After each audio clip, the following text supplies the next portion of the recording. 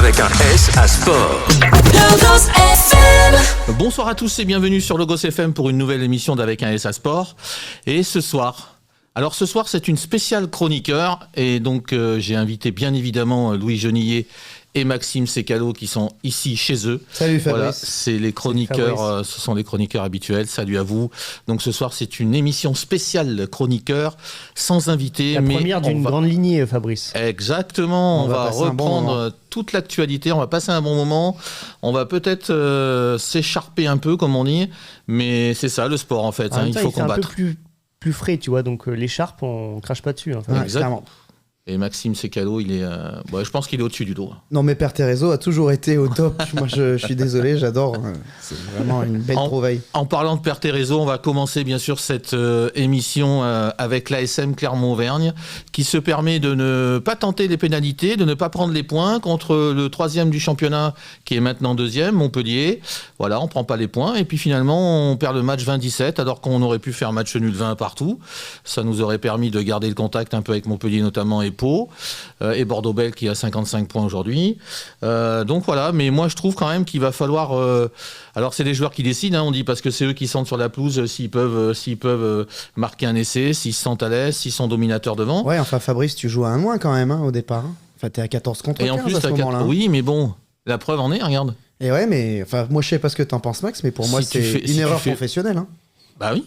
Ouais, moi je suis d'accord parce que, alors, plus sur la seconde mi-temps, j'ai l'impression que du coup l'équipe était plus dans une mentalité d'esprit d'aller chercher le bonus parce qu'effectivement Montpellier avait mis des points au pied et donc on avait 2 essais, on mettait un essai, on avait le bonus. Ouais, ils étaient plus dans cette optique-là que de penser à la victoire. En fait, parce que tu avais, je crois, 2 ou 3 points d'écart, donc finalement la victoire n'était pas du tout assurée. Et ils ont d'abord pensé à aller prendre le bonus plutôt que d'assurer au pied, comme tu l'as dit, et pour pouvoir déjà gagner. Tu vois, est-ce que c'est pas un péché d'orgueil, ça, de penser au bonus avant de penser à la victoire ? Et c'est sûrement un péché de gourmandise. Tu es à la maison, tu as un match à guichet fermé, tu te dis que tu as 2 essais et que évidemment le point de bonus, il te tend les bras. Tu enchaînes quand même quelques matchs de grande classe où tu surfes sur une bonne dynamique. Je pense qu'à un moment aussi, il faut porter... un peu les coronesses comme on dit et c'est ce qu'ils ont tenté de faire en tout cas. Après est-ce que ça paye ? Non, on voit le résultat. Voilà, c'est critiquable, mais dans un autre sens on se dit heureusement qu'il y a ça aussi dans le sport, qu'il y a quelques risques qui sont pris. Bon, effectivement tu repars sans les points ou en tout cas pas suffisamment parce que comptablement là c'est ça peut faire mal. Aujourd'hui tu serais deuxième avec 56 points, deuxième là, tout seul avec 56 points. Ce soir t'es 6e, tu te déplaces à Paris qui marche sur l'eau, exactement, belle à Toulon. Exactement. Donc en soi là tu peux rester 6e voire descendre à la 7e ou 8e place. Parce que le Racing tourne en ce moment. C'est ça. Donc en fait tu passes du tout au tout. Tu passes des qualifications directes. Mais c'est un peu l'histoire de ce championnat quand même, parce que là, enfin en tout cas cette saison, tu peux être 8e comme tu peux être 2e. Quand tu vois bien l'écart des points, il y a même pas 10 points d'écart entre les deux équipes. Je disais, moi je suis d'accord avec toi sur cette partie-là. Il fallait vraiment assurer le match avant le bonus. C'est sûr. C'est frustrant. C'est frustrant parce qu'à un point, moi tu vois, j'aurais préféré qu'il fasse 20 partout. Parce que peut-être que ce point, finalement, ça va les faire finir 7e. Parce que, alors, je le souhaite pas, bien évidemment, mais c'est vrai que c'est dommage. Et puis, a priori, parce que moi, j'ai pas pu voir la première mi-temps, mais en mêlée et en touche, notamment la dernière touche, mais la conquête a pas été terrible. Ouais, en touche, c'est un peu un mal récurrent à l'ASM là depuis le début de saison. Puis en face, il y avait Verhaeghe. Verhaeghe, t'as l'impression qu'il fait 3,50 m. Ouais, et puis Florent Verhaeghe, il l'a tenté à chaque fois, il tentait le premier sauteur, et je pense que c'est vrai qu'il était un peu propulsé comme la fusée Ariane, quoi, tu vois. Ouais, c'est ça. Donc il y avait aucun problème à récupérer les ballons. Pas besoin d'échelle avec un mec comme ça. Donc voilà. Mais après, c'est vrai que le lancement en touche, c'est un peu un mal, comme je disais, un peu récurrent à l'ASM. C'est dommage parce que c'est là où justement tu peux faire des belles attaques en première main et faire mal à l'équipe adverse. Donc on a beaucoup de regrets, je pense, sur ce match.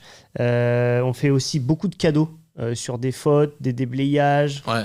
Et donc ça, on leur a offert des pénalités gratuites. C'est pour ça c'est un mal récurrent depuis des années. Ils ont marqué beaucoup de points aussi au pied parce que on leur a offert pas mal de pénalités. Et bon, aujourd'hui dans le rugby moderne, ça fait la différence. Quand tu fais trop de fautes, trop de déblayage, on l'a vu d'ailleurs justement pendant les 6 nations.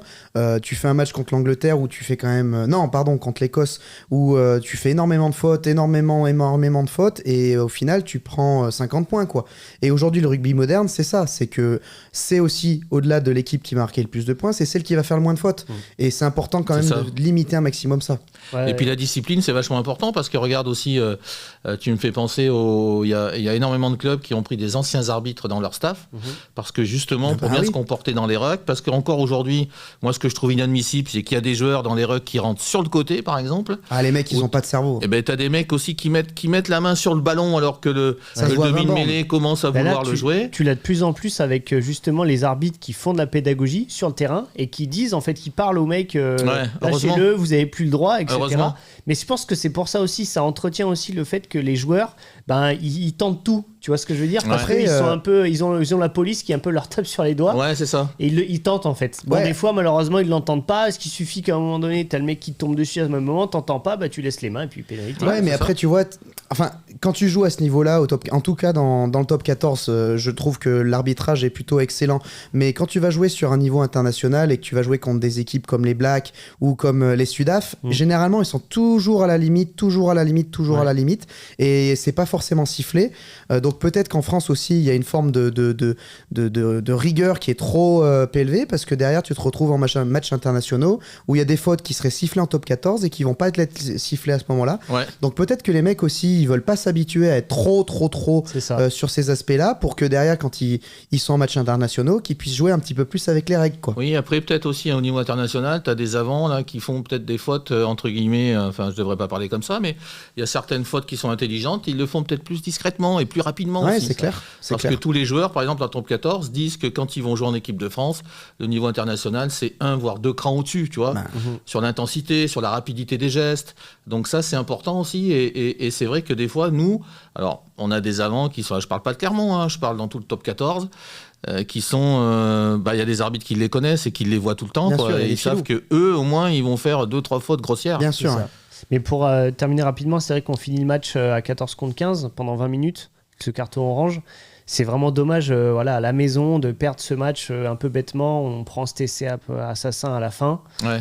Bon, donc franchement, c'est beaucoup de regrets et il faut vraiment espérer. Bon, on avait gagné à Montpellier au match aller. 9-7, je me souviens. C'était un match compliqué, mais ils avaient gagné. C'est très agréable à regarder en tout cas. La monnaie de la pièce qui est rendue au Montpellier 1, mais c'est dommage parce que là, on aurait pu vraiment capitaliser et c'est vrai que envoyer un message. Être deuxième le dimanche soir, c'est vrai que c'est une autre musique. Et puis combien de temps ça nous est pas arrivé au bout de 18 journées?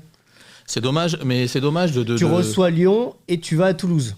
Alors, on reçoit Lyon avec la particularité qu'il va y avoir une arbitre écossaise qui va arbitrer le match. Tout à fait. Donc elle a arbitré au Saracens le premier match en Coupe d'Europe où Maxime, tu avais été... pourtant, Père Terezo, il avait été un petit peu intransigeant sur... Mais c'est vrai qu'elle avait été pas terrible. Il y a 2-3 fautes au Saracens qui sont flagrantes, effectivement.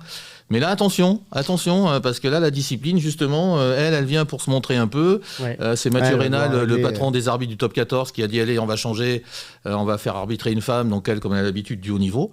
Donc attention, quoi, il va pas falloir la prendre de haut, la Miss écossaise. Qu'est-ce que t'en penses? Mais c'est sûr. Après, je trouve que globalement, l'arbitrage français en top 14, comme l'a dit Louis, est correct. Oui.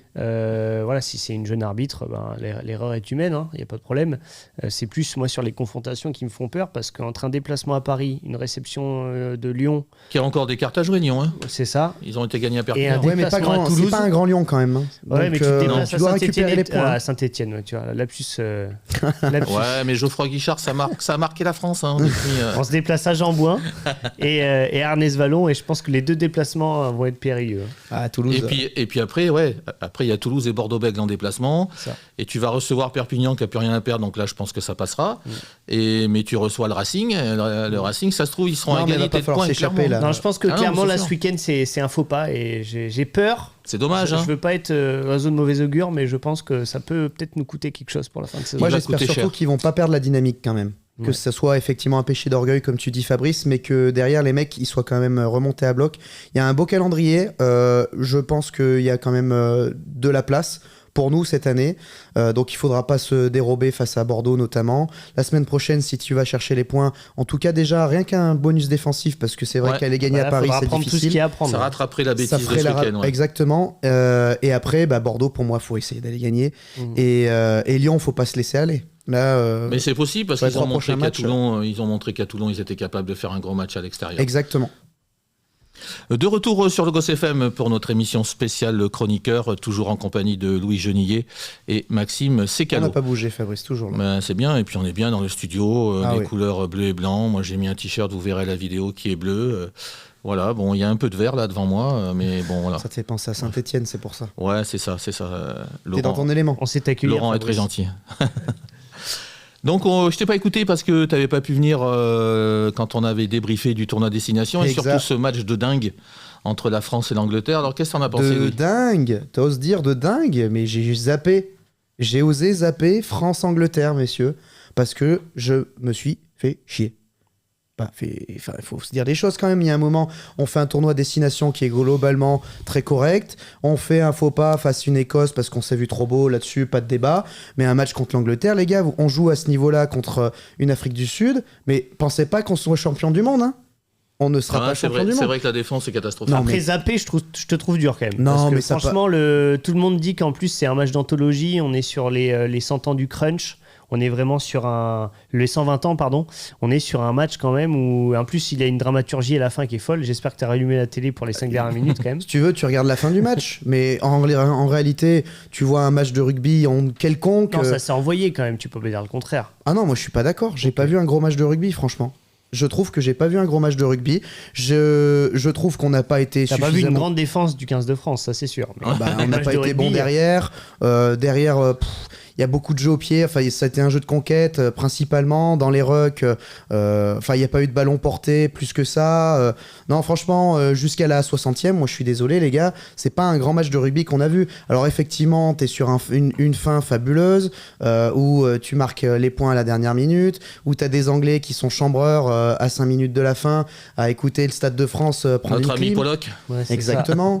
Bon, ça, effectivement, je l'aime particulièrement, cet homme. Ça, effectivement, ouais, non, ça mais fait après, rire. c'est vrai, ça peut s'entendre ce que dit Louis, parce qu'effectivement, bon, alors c'est vrai que la fin, elle est au niveau de la dramaturgie, c'est un truc de dingue, parce que voilà, il y a cette pénalité à la 82e, 83e, mais c'est vrai que la défense, alors, et c'est pas moi qui le dis, c'est Thomas Ramos, je le répète encore une fois, qui a dit si on défend comme ça sur les grandes compétitions, ce sera sans nous. Mais t'es mort. Parce que t'as pris 50 points en Écosse et t'en prends 46 contre l'Angleterre à Paris. Donc impossible. T'as pris 14 essais en 2 matchs. Hein. Non, 96 points. 96 points. 14 essais en 2 matchs. Non, c'est injouable. Et Fabien Galtier, je crois en conférence de presse justement après le crunch, disait qu'en fait ils se sont vus sûrement trop beaux. Parce qu'ils ont fait un très beau début de tournoi destination. Tout le monde était là en disant attention.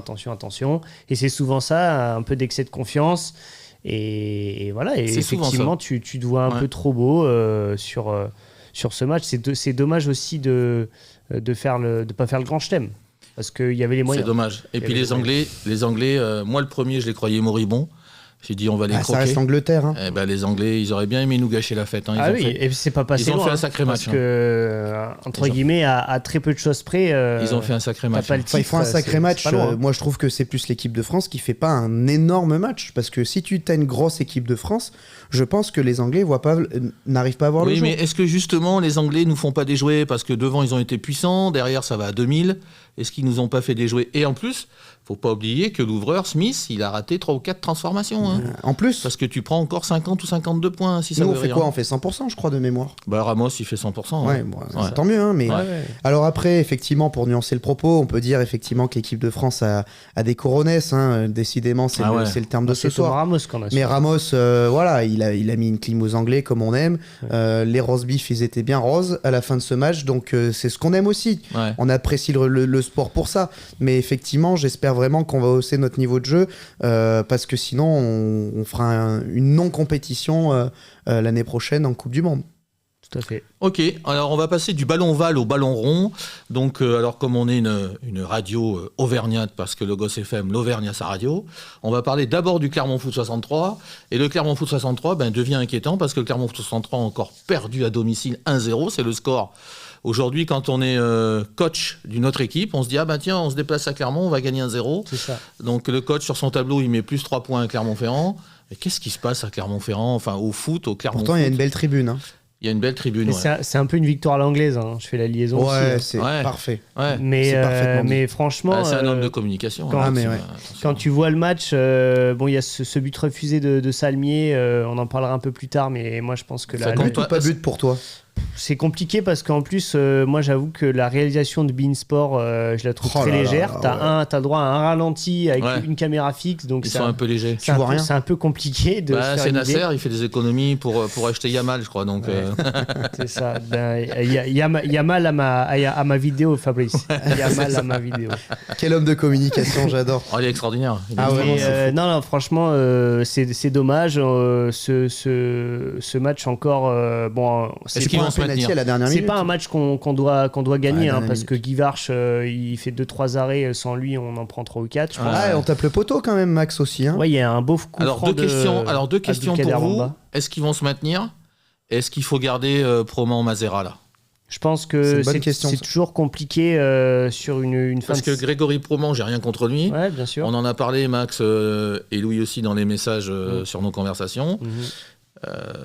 Dans ses conférences de presse, moi, C'est je toujours sens pas un compliqué. coach qui se rebelle, quoi. Moi, je trouve que c'est toujours compliqué de virer un coach comme ça, enfin si proche de la fin, Bah, tu déstabilises ton groupe. sachant que t'es pas non plus relégable pour l'instant. T'es vraiment, Bah, t'es 14e. t'as le feu aux fesses, quoi. Non, t'es pas loin de mettre le feu à la maison, mais t'es pas non plus dans une situation où c'est un peu une situation de non-retour, etc.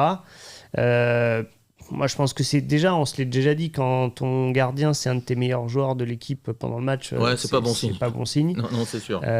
Moi, je pense que c'est plutôt un mal global et je suis pas pour forcément à chaque fois virer les coachs et qu'ils soient les fusibles de chaque équipe. Je pense que c'est comme tout, il faut que aussi les mecs ils s'y mettent. On avait reçu Yannick Flavien en début de saison qui nous disait que, enfin, tu vois, pour moi, en plus, tu as 2 coachs, tu peux avoir 2 discours qui peuvent se compléter.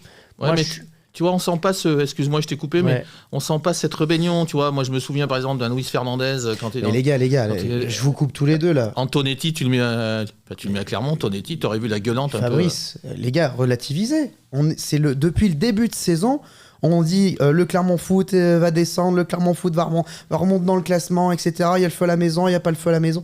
C'est l'histoire de ce club sur cette saison-là. On a 5 points d'avance sur le premier relégable. Et le premier relégable, c'est Amiens, il n'a pas mis un but. Il n'a pas marqué un but. Il n'a pas gagné un match, depuis 6 matchs. Donc il y a un moment, il faut aussi remettre l'église au milieu du village. Le Clermont Foot, c'est pas l'équipe qu'on souhaite avoir. Mais en attendant, le Clermont Foot, je suis quand même très confiant. Ils jouent contre le Red Star, les gars, qui joue le haut de tableau. Ouais, c'est ça. Le Red Star, ils viennent gagner chez nous péniblement, sur un penalty, sur une frappe. L'autre, il tire de sortie de surface et une main parce qu'il n'est pas collé au corps, il n'a pas de chance. C'est un coup de billard à 3 bords, c'est on un coup de appelle ça. billard. Ça, Louis, je suis d'accord avec toi, mais quand t'as fait... Faut relativiser. Quand t'as fait 3 saisons en Ligue 1, et toi, je sais que tu étais abonné et que tu prenais plaisir à y aller le dimanche après-midi... Mais quand t'as des dirigeants qui préfèrent prendre le dividende que d'investir dans ton club... Est-ce que t'as pas envie d'y retourner en Ligue 1 ? Enfin, c'était quand même autre chose, quoi. Tu peux pas t'attendre à mieux avec des dirigeants qui n'ont pas le mindset pour jouer en Ligue 1. Aujourd'hui, quand tu as des dirigeants qui préfèrent prendre le blé plutôt que d'aller en Ligue 1, forcément derrière, t'attends pas à avoir une équipe compétitive puis pour jouer l'autre tableau de avant Ligue la 2. Ligue 1, moi j'aimerais déjà qu'on joue les premiers rôles de déjà, Ligue 2, ça serait déjà pas mal. Mais quoi. jouer au tableau de Ligue 2, ça demande aussi Et là, des moyens, et c'est pas le cas aujourd'hui. Les 2 prochaines rencontres, tu te déplaces à Grenoble, Ce qui est pas simple. concurrent direct pour le bas de tableau, et tu reçois Nancy, pareil. Ouais. Qui est concurrent direct, donc voilà, ça va c'est être ça. 2 matchs difficiles là, à ne pas perdre. Bon, là, c'est 2 matchs, tu joues ta saison. À ne pas perdre. C'est ça. Ouais, non, mais c'est sûr. Hein. Et Donc, puis après... Et c'est compliqué parce que juste Fabrice, excuse-moi, mais on avait fait quand même on en avait déjà parlé ici, mais des très beaux résultats à l'extérieur. Bah oui. Et c'est vrai que du coup, nos 2 performances là à domicile, voilà, ça nous fait. Moi, tu vois, j'arrive pas à comprendre. J'essaye d'écouter, j'essaye d'analyser, mais je me dis, mais comment ça se fait quand tu joues chez toi, mais tu devrais rouler sur tout le monde. Ouais. Alors. T'es une ancienne équipe de Ligue 1 quand même, mais même si, je veux dire, mais c'est plus les mêmes joueurs. t'es Fabrice. chez toi. Ouais, mais Mais bon, on est On en ne demande faveur pas de rouler, malade. on demande juste. y a une certaine ambiance, quand Peut-être même. que tu vois, tu gagnes justement, tu gagnes 1-0, tu gagnes 2-1, t'as pas besoin de gagner 4-0, quoi, tu vois. Mais c'est oui, vrai un but que- à 0, ça suffit. Hein. Voilà, c'est ça, mais c'est vrai que. Mais tu le vois bien sur les sur des fois des combinaisons de jeu, tu vois que c'est léger, quoi. Et... Non, mais 4-0, c'est réservé à la Saint-Etienne. Et puis n'oublions pas que Qui Philippe est sur Montagnier un nuage. est toujours le meilleur entraîneur du monde. Ouais, il est sur un nuage, mais bon, enfin, comme quoi, alors moi, ça me fait rire parce qu'on dit l'entraîneur fait pas tout, mais enfin, depuis qu'il est arrivé, les joueurs sont transcendés. Hein. Franchement, à Saint-Etienne, tu les reconnais plus. Hein. De retour sur le Gosse FM, toujours en compagnie de Louis Jonillet et de Maxime Sécalo. Donc Louis, tu voulais pousser un coup de gueule sur l'arbitrage. Alors on t'écoute. Ouais, non, effectivement, les gars, aujourd'hui, ça fait un peu la transition, tu vois, avec notre discussion avant la musique, où on parlait de la VAR en Ligue 2 qui n'existe pas et qui malheureusement n'existe pas et qui coûte des points au Clermont Foot, du coup, sur ce dernier match. Et à d'autres. Et malheureusement, en Ligue 1, cette VAR, elle existe et pourtant, elle n'est pas utilisée. Je sais pas pourquoi elle est pas mal utilisée. Elle est très mal utilisée. Aujourd'hui, enfin encore ce week-end, il y a un match très important pour le haut tableau. Lyon contre Monaco. Et d'ailleurs, Tolisso est monté au créneau. Et pourtant, pour que Tolisso monte au créneau, un joueur qui reste assez discret, c'est pas possible, quoi. Les arbitres, moi j'ai envie de savoir où est-ce qu'ils sont. Est-ce que le niveau des arbitres est suffisamment haut ? Alors il y a ces histoires de VAR effectivement où on va pas aller checker, etc. Mais il y a une histoire de pédagogie aussi. C'est-à-dire que... Pour moi ça devrait être comme au rugby. Parce qu'en fait c'est l'arbitre vidéo qui appelle des fois pour un jeu déloyal ou des choses comme ça. Sauf que là, c'est pas le cas. C'est pas un appel vidéo, enfin tu vois ce que je veux dire. Il y a vraiment un échange entre l'arbitre et même ça va au-delà de ça. Et c'est pour ça que je dis toujours... Toi, Michel Platini disait dans le temps, il disait il n'y a pas si longtemps que ça, peut-être une quinzaine d'années, il disait moi je suis pas pour la VAR, juste avant que ce soit voté. Ouais. Parce qu'il dit ça va couper déjà le jeu, et puis je suis sûr qu'il y aura des difficultés. Et moi je disais non, il a tort, mais en fait il avait raison, parce que c'est le seul sport, le football, où la VAR ne fonctionne pas en fait. Après, mais la VAR aujourd'hui, elle est mal conditionnée parce qu'aujourd'hui les arbitres qui l'utilisent, elle a empêché des injustices quand même. Oui, non, mais elle est top. Mais aujourd'hui, les arbitres qui l'utilisent, ils prennent des points de pénalité parce qu'ils utilisent la VAR. C'est ça. Et ça, c'est complètement con parce qu'en réalité, comme tu l'as dit, ça devrait être pédagogique et pas une sanction envers l'arbitre. Mais ça devrait être hyper pédagogique. Mais la bonne question à se poser, est-ce que les clubs sont tous arbitrés de la même façon ? La preuve ce week-end, le PSG, encore une fois, et on en arrive un peu sur l'arbitrage et mon coup de gueule, c'est-à-dire qu'aujourd'hui, D'ailleurs, je fais un petit coucou à Guillaume Frixon, qui est supporter du PSG. On a le PSG qui a un penalty, on ne sait pas pourquoi il prend un penalty, et derrière, on a un match Lyon-Monaco où il y a une faute monstrueuse sur Hendrix, juste avant le but de Monaco, un tirage de maillot, les gars, ils ont pas besoin de la VAR pour l'avoir, hein. Ouais. Et on siffle rien, tout va bien, ça influence le match de malade. Comment on peut l'expliquer ça ? Et Louis, je sais que tu n'oses pas en parler, mais il y a un Monaco-Lille aussi. Hein. Un Marseille-Lille, pardon. Marseille-Lille, il y a Pechao, il prend un pied dans le visage au bout de 5 minutes de jeu. Ça, qui rappelle un Donnarumma ou un... Tout va bien. Il faut sortir le rouge, là. Il doit prendre un rouge. Il y a Greenwood qui prend un raffut alors qu'il part au but. Un attentat. Voilà. Et surtout que sur cette action, Greenwood se blesse et il prend un jaune parce qu'après, il y a un peu un échauffouré et du coup, il est suspendu contre Monaco. Ouais. Donc, tu vois, un des deuxième meilleur buteur du championnat et qui est un élément de l'OM. Enfin voilà, donc ça vraiment. Est-ce que l'arbitrage français serait en train de se mettre, de dire que Marseille et Lyon, il y en a marre, parce que c'est vrai que... Non, moi je pense que c'est plus général, Fabrice. Moi je pense que c'est beaucoup plus général. Pas pour c'est Paris, un niveau, parce que Paris sont souvent arbitrés dans le bon sens. Hein. Parce que voilà, c'est comme le Real en Espagne, de manière générale, c'est partout, c'est pareil. C'est comme le Stade Toulousain. Ouais, ça c'est vrai. Mais moi, les arbitres aujourd'hui, même au-delà des faits de jeu, des erreurs d'arbitrage qu'ils peuvent faire, ils ont aussi pour moi une approche au niveau des joueurs qui est pas du tout la bonne. Je suis d'accord. On regarde au rugby, les mecs ils sont là à dire attention la main ici, attention vous plongez, ne refaites pas, etc. Ouais. Aujourd'hui, je suis d'accord, les mecs ils mettent de l'huile sur le feu. Il y a des enjeux au foot qui sont monstrueux. Les mecs ils sont chargés à bloc, ils arrivent devant les arbitres, ils ont des shérifs. C'est ça. Et ça c'est pas possible. Donc ce qui veut dire que les arbitres français ont besoin de formation. Ils ont besoin d'être en formation au moins je sais pas, un week-end par mois, enfin 2 jours par mois. Paradoxalement, les gars, je pense que ils nous représentent hyper bien sur l'international. Oui, c'est ça. Clément Turpin, au niveau international, il est excellent. Regardez les matchs de Ardèche, c'est hyper bien arbitré. Le Texier est pas mal aussi. Le je l'aime pas trop, mais il est pas mal. Non, mais bien sûr. Je pense que vraiment, il y a un problème dans ce championnat. Moi, je pense que c'est le championnat le problème. Ouais, c'est ça. Et comme il l'a très bien dit, il y a un manque vraiment d'explication. Donc, en fait, c'est évident que l'action d'après, peut-être que le mec, il va avoir envie de le découper parce que il n'y a pas eu d'autorité, exactement. etc. Et quand tu vois... je suis peut-être en boucle, mais là, moi, le raffut que Greenwood il prend, quoi. Et que le mec il t'explique pas, il prend un jaune et Greenwood lui-même prend un jaune parce que il est énervé, qu'il pousse le mais gars. c'est pas normal. Non, mais manque de pédagogie. Parce que ça veut dire que Lille doit se retrouver à 9 au bout de 20 minutes et là c'est pas le même match. Au moins 10. Au moins 10 quoi. Ouais, au moins 10. Tu joues pas le même match de la même manière, surtout à Marseille. C'est sûr. Et puis ce qui est inadmissible aujourd'hui dans le football français, qui se dit que les caisses sont pleines, ou alors ils veulent nous le faire croire, mais qu'il n'y a pas de VAR en Ligue 2. Ça c'est inadmissible parce qu'il y en a en Pro D2 en rugby. C'est fou. Et la FFR est pas plus riche que la FFF. Et tu vois, par exemple, donné, sur un côté aussi, c'est aussi un lien avec le diffuseur, dit Beansport, parce que donc c'est le diffuseur, qui officiel, a l'intégralité des doigts de la Ligue 2. Ouais. On voit très bien que, franchement, la réalisation des matchs, Fabrice, alors bien sûr, j'imagine qu'un Clermont Red Star a peut-être pas le même audimat qu'un Marseille-Lille. Ouais, non, mais c'est sûr. Mais quand tu vois le nombre de ralentis, t'as droit à un pauvre ralenti, etc. Enfin, c'est léger. C'est mal filmé, franchement. T'es quand même sur mais même sur la Ligue 2, quoi. T'es le sport le plus populaire en France. Le deuxième niveau le plus élevé. En Europe, franchement, même. ça fait brouillon. Hein. Ouais, en Ligue des Champions, des fois, c'est limite. Hein. En Ligue des Champions, quand on voit le joueur de Chelsea là, qui envoie le petit ramasseur de balles dans le décor, il prend même pas un jaune. Rien. Quand t'as un match de Ligue des Champions ou tu vois un match de top 14, de Coupe d'Europe de rugby, quand t'as pas un ralenti, hein, je pense que t'as 4 ou 5 caméras qui te montrent l'action sur toutes les cultures, tu vois. Ouais. Ben ça devrait être le minimum. Ouais. Je suis désolé. C'est sûr que ça coûte pas le même prix. En tout cas, sur ces niveaux-là. En tout cas. Tout à fait. Les niveaux professionnels, en général. Mais c'est vrai qu'aujourd'hui, le football doit se poser beaucoup de questions. Tu vois, moi, j'ai une petite transition sur la Ligue 3 et on va parler un peu du Puy après. Bien sûr, avec plaisir. Mais du coup, moi, j'ai peur aussi pour cette Ligue 3 parce que si la Ligue 3 est diffusée et arbitrée du même niveau, quel intérêt, quoi, tu vois. Enfin, franchement.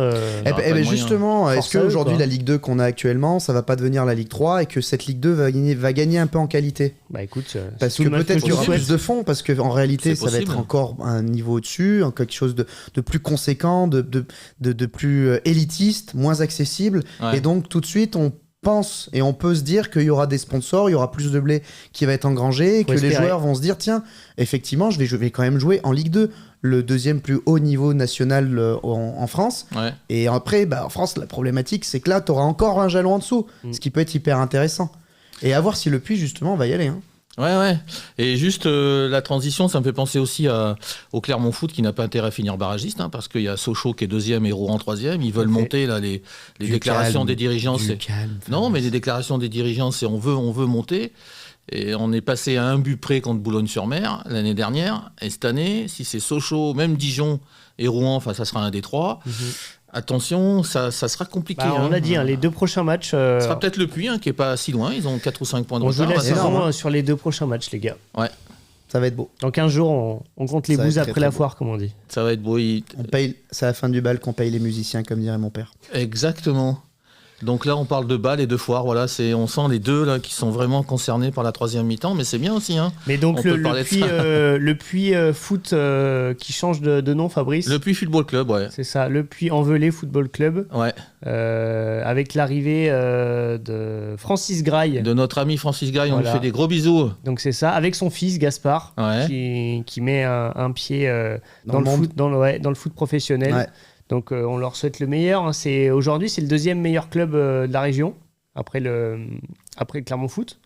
Donc je pense qu'il y a des ambitions et on leur souhaite le meilleur. Hein. Donc on leur souhaite le meilleur. Et puis ça veut dire que si le Puy, aujourd'hui, sportivement, peut monter en Ligue 2 dès cette saison, je pense qu'ils vont pas s'en priver. Hein. Puis tu vois, même au-delà des résultats sportifs, je pense que c'est un club qui est très très bien géré. Ouais. Et c'est ce qui fait aussi qu'ils sont à ce niveau-là depuis maintenant quelques années, faut pas se mentir. Ouais, bien sûr. Depuis, c'est le premier match que j'ai vu à Saint-Etienne en 85. Hein. Bon, attention, je suis un peu. On l'a bien vu sur d'autres clubs comme Saint-Etienne-le-Puy, comme Moulin-Isère, etc. C'est vrai que une gestion de club. Oui. Alors, ça change quand même beaucoup de choses. Est mal géré, mais c'est vrai que c'est pour corroborer tes propos sur le fait que le Puy-en-Velay est très très bien géré. Ah ouais. Ouais, puis c'est un club, je te dis, qui a l'historique. Hein. Moi, ils étaient premiers en deuxième division dans les années 80. Ils ont eu un joueur comme Hugo Bargas qui avait fait une belle carrière à Nantes. Frédéric Antonetti, d'ailleurs, il joue au milieu de terrain au Puy-en-Velay. Donc le Puy-en-Velay, ça a toujours été très costaud, même au niveau des jeunes. Hein. Et puis même, ouais, exactement, c'est ce que j'allais te dire, Fabrice. Même au niveau des jeunes, moi j'ai des souvenirs d'avoir joué contre le Puy quand on était en jeune, ça jouait énormément au foot. Ils étaient redoutés, très durs à jouer.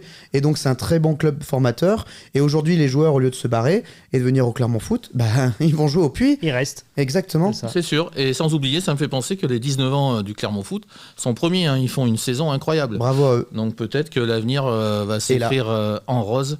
Ça Du serait beau, côté, sans mauvais jeu de mots, mais il va s'écrire en rose du côté du Clermont Foot 63. De retour sur le Gosse FM pour cette dernière partie, cette nouvelle émission. Alors je suis un peu perturbé parce que Louis Genillier me fait rire. Non, on ne recommence pas parce que ça c'est la spontanéité. C'est la spontanéité de l'émission et Louis vient de me sortir une blague que je ne dirai pas au micro. Ce qui reste en antenne, reste en antenne. Ouais, exactement, ce qui est à Vegas reste à Vegas. Et voilà, et donc c'est pour ça que j'ai patiné un petit peu. Mais bon, c'est pas très grave. Pogačar, donc alors Tadej Pogačar aujourd'hui. Lui, pour le coup, il a pas patiné, lui. Hein. Il n'a pas patiné. Mais moi, je me demande s'il faut faire le Tour de France. Ça, il l'a déjà gagné en soi. Parce que franchement, je vois pas bien. Ouais, parce que pour Milan-San Remo, il tombe, il revient, il est devant. Et il tombe juste avant la Cipressa, qui est un peu l'avant-dernière difficulté. Là, Et puis il n'est pas tombé un petit peu, parce qu'il est tout égratigné sur le côté. L'état du cuissard, c'est impressionnant. Et donc, mais pour faire rapide, c'est vrai que franchement, il est impressionnant. Il a son coéquipier Florian Vermeersch, le Belge, qui l'a bien emmené. Il le remonte dans le peloton, il serpente. Comme en fait s'il était tout seul à l'entraînement. Il arrive à se remettre en tête, il attend un peu de se reposer un peu, puis il en met une. Donc c'est vrai que tout le monde a du mal à le suivre. Et non, c'est impressionnant. On l'a bien vu après en déclaration d'après-course. Il déclare qu'il avait passé beaucoup de temps dans les montagnes de Lombardie, d'Italie du Nord. Ouais. Il a dit à sa chérie que c'est bon, s'il est retourné, c'était que pour manger des focaccia, qu'il avait fait ce qu'il avait à faire. Parce qu'il doit vivre à Monaco, je pense, donc il n'est pas très loin. Ouais, c'est ça. Donc du coup, là, en bilan comptable, il lui reste la Vuelta et Paris-Roubaix. Et après, il aura tout gagné, quoi. Parce que Milan-San Remo, c'est la première fois, et puis Paris-Roubaix, je pense qu'il va gagner cette année. Ouais, attention, Van Der Poel, là, vu qu'il s'est fait un peu coiffer pour Milan-San Remo. Ouais, parce que c'est pas la même course. Ouais, c'est ça. Ouais, et puis à la différence d'un Milan-San Remo ou tu vois des Strade Bianche ou des courses qui sont entre guillemets sur route, c'est vrai que là, on sait très bien que l'Enfer du Nord, Paris-Roubaix, c'est vraiment une course qui est très aléatoire. Ouais. Tu prends un pavé mal placé, tu crèves. Une crevaison, ça te fait perdre la course, pardon. Il suffit que tu trébuches comme il l'a fait sur un pavé un peu mouillé, tu perds des précieuses secondes. Donc c'est vraiment tout le monde le dit, c'est la course la plus imprévisible au monde. Personne ne peut le battre, moi je trouve, mais c'est Louis. Sur le papier, il est ultra favori, il fait partie des favoris. C'est un grand costaud, c'est un grand méchant, franchement, faut se dire les choses, il est très très fort. Après, sur un Milan-San Remo, pour juste revenir sur cette étape de manière plus générale, en réalité, tu as 300 bornes et tout se joue sur les 30 derniers kilomètres. C'est ça. Le mec, il tombe au 32e kilomètre. Ouais. Et il y a Van Der Poel. Il y a Wout van Aert avec lui dans la chute. Les mecs, ils remontent. Mais Van Der Poel est ralenti aussi. Hein. Tous les favoris sont ralentis en soi. Van Aert finit 3e. Donc, c'est que le gars, il a quand même bien remonté aussi. Donc, il faut aussi mettre en lumière, effectivement, la remontée de chacun. Mais effectivement, derrière, Pogačar, il remonte très, très rapidement au niveau du peloton. Et j'ai regardé un petit peu le résumé. Au 21e kilomètre, il attaque, le gars. Et il impose un rythme sur 20 bornes, avec une jambe en moins. Ouais. Même les commentateurs, ils disent « Ah, ça va être dur pour Tadej, il a quand même une jambe en moins, ça va être... » Mais c'est là où on voit la supériorité du gars. Ouais, mais bien sûr. Il est au-dessus du lot. Et à 6 bornes, il faut aller le chercher quand même. Comme on l'a très bien dit, il est pas fait du même métal. Exactement. Ce mec. C'est pas possible. Mais Van Aert, il est costaud parce que très costaud. On le voit sortir à la fin là, il est quand même costaud. Il a des cuisseaux, le gars. Il est pas loin derrière. Hein. S'il y a 5 km de plus, je suis pas sûr que. Mais bon. Et là, c'est quand même impressionnant. C'est 21 participations à des monuments, il en gagne 11. Non, mais il est exceptionnel. Donc, tu vois, sur 21 participations, il est 11 fois gagnant. Il a 27 ans. Faut pas oublier, les gars, il est quand même... Et donc, son objectif, il l'a clairement dit, c'est globalement, à 30 ans, d'arrêter le vélo. Il est bien parti, en tout cas. De toute façon, autant profiter s'il reste que 3 ans. Il sera à la retraite à 30 ans, lui, c'est bien ça. Il a déposé des Pidcock, quand même, au sprint. Ouais. Le gars. Et l'autre, c'est un bon sprinter, pourtant. Il est réputé pour en ça, en tant que... Ouais, On va passer la NBA, donc avec les Spurs aujourd'hui qui revoit le soleil, et même plus que ça, avec un Wembanyama Quel joueur extraordinaire. Mais bon, il y a quand même Vassell, il y a Harrison Barnes qui apporte aussi son expérience. Moi, je voulais aussi parler un peu de Maxime Reynaud, qui est pivot aux Kings de Sacramento, qui a 22-23 ans, qui fait quand même 2m13 ou 2m16, peu importe, mais un petit bébé. Qui marque assez régulièrement. Là, il a fait encore un double-double, je crois. Ouais, mais il est très très fort. Il a gagné en densité, je trouve. Ouais. C'est ça. Sur la saison. Mais pour parler de Wemby, c'est vrai que c'est exceptionnel et je pense qu'ils vont aller au bout. Mais bon, OKC va pas laisser son titre comme ça. Ouais, puis en plus, il a mis une vraie dynamique. Je sais pas si vous avez vu les après-matchs dans l'aréna des Spurs. Ouais. Il fait comme un peu le clapping qu'on peut voir au rugby, au foot chez nous. Il a amené ça. Il fait une vraie communion avec. Il se passe quelque chose aux Spurs. Il a vraiment amené une dynamique et tu sens que il porte l'équipe. Hein, il n'y a pas de sujet là-dessus. Mais derrière lui, ça suit, il y a un collectif énorme, et il y a vraiment une osmose, il y a quelque chose qui se passe de particulier. Ouais, et puis à l'Est, il faudra faire attention, parce que Détroit fait une super saison, les Knicks de New York aussi, bon, il y a Boston, parce que Jason Tatum est revenu de sa blessure, donc ça va être chaud. C'est les Timberwolves qui ont battu les Celtics, là. Ouais. Alors que ça ne s'était pas passé depuis une vingtaine d'années. Il va finir 3e, Minnesota. Donc impressionnant. À l'époque, c'était un très cher Kevin Garnett, moi, qui m'avait donné envie de jouer au basket. Quand il gagne la bague en 2008 avec Paul Pierce. Donc, au Celtic de Boston. Et puis moi, je voudrais pousser un petit soupir d'inquiétude, parce que je sais qu'il y a beaucoup de fans des Golden State Warriors, la dynastie Stephen Curry et compagnie, mais là, il est blessé, il va avoir 38 ans, et quand il n'est pas là, c'est la catastrophe. Les Warriors sont 10e, donc ils vont se qualifier en play-in, mais bon, je pense pas que ça aille plus loin. Et ça, c'est inquiétant, parce que quand il manque, c'est vraiment inquiétant. C'est là où justement les Spurs ont été bons cette saison, parce que Wemby a été absent sur quelques matchs. Ils ont quand même pris les points. Et la saison dernière, c'était ses premiers pas en NBA, donc c'était différent. Dur à juger. Et tu voyais qu'il n'y avait pas ce collectif qui était vraiment bien huilé, cette symbiose avec tout le monde. Là, quand Wemby manque des matchs pour être ménagé, ou qu'il avait eu des petits pépins de santé, et derrière, ça enquille. Et puis, il ne faut pas oublier qu'il a travaillé comme un marteau à l'intersaison. Il est parti en Chine. Là, déjà, tu le vois physiquement. Une discipline au niveau de la nourriture, de l'entraînement, de se lever de bonne heure là, à Laurent, et puis d'y aller. Il fait la diff maintenant. On va parler sport local, et je vais te laisser la main, Louis, pour parler du Hand de Cournon, qui après 5 défaites d'affilée a gagné. Donc, ça va faire du bien. Cyril Fauché a eu un ouf de soulagement. Et encore aujourd'hui 8e, après avec un match de retard, donc il faudra le gagner en tout cas. Ce serait bien de faire des playoffs quand même cette année. C'était l'objectif du club en tout cas. Ils vont les faire. Ouais, j'espère. Franchement, après, tu vois, c'est une bonne leçon aussi, parce que quand tu regardes bien un petit peu la dynamique du club, tu fais un début de saison en fanfare, où tu te rends compte que... t'es 8 fois premier, je crois. Bien sûr. Ouais. C'est-à-dire que tu montres à tout un championnat que tu vas être présent et que tu vas avoir le niveau pour aller jouer les premières places. Et là, c'est la capacité physique de ton effectif de jouer les premiers rôles d'un championnat. Donc exactement. Sauf que, et c'est là que ça devient très intéressant, le très haut niveau, c'est qu'à partir du moment où tu as un fond de banc pas suffisamment élevé par rapport à d'autres clubs comme Caen qui jouent les premières places et qui sont très costauds, qui sont installés depuis longtemps, et des gardiens aujourd'hui, c'est un petit peu la problématique qu'il y a, c'est un peu les on-dit, les non-dit. C'est ce que j'ai écouté dire. À Cournon, mais aujourd'hui Cournon, ils prennent énormément de buts. Et la phrase un peu typique qu'il y a dans les rangs, c'est va falloir en mettre un peu plus que d'habitude parce qu'on en prend trop. Ouais, c'est ça. Donc il va y avoir un travail, je pense, du Hand de Cournon sur la saison prochaine. Déjà, il y a des belles recrues on l'a vu, là, ça a été annoncé. Il y a des mecs de Star League qui sont déjà arrivés. PSG, etc. Donc on espère que déjà. Qu'ils fassent les playoffs et puis qu'ils les playoffs, j'y crois vraiment. En tout cas, c'était l'objectif du club et j'espère qu'il y aura. Je pense que ça peut les faire vraiment rentrer dans une autre dimension, ces playoffs. Très clairement. Et puis l'année prochaine, je pense qu'ils savent où est-ce qu'ils vont mettre les pieds. Ils vont recruter là où il y a à recruter. Et le Hand de Cournon aura une très très très belle gueule l'année prochaine, j'en suis quasiment certain. On leur souhaite bon tout courage le bonheur du monde, effectivement. Et puis le HBK aussi, parce qu'on n'en parle pas assez souvent, mais ça c'est de ma faute et j'en prends la responsabilité.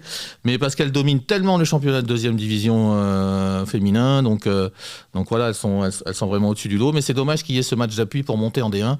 Bon voilà, on croise les doigts, puis on verra bien. Normalement c'est l'objectif du club. Et puis le BBCC, le Volleyball Club de Chamanières, qui va mieux, mais Atman Toubani, il démarre toujours tout doucement et il finit en boulet de canon. Voilà, c'est déjà terminé pour cette belle émission, ce nouveau format spécial chroniqueur où ça a été vraiment super. On a pris du plaisir avec mes deux amis. N'oubliez pas. Génial. Bon, super. N'oubliez pas que vous pouvez nous retrouver sur notre page Facebook, LinkedIn, sur notre chaîne YouTube, sur Instagram et bien sûr sur Spotify en replay et en podcast. Voilà, merci amis sportifs. On se retrouve sur le Goss FM mardi prochain. Au revoir. Avec un S à sport. Le Goss FM.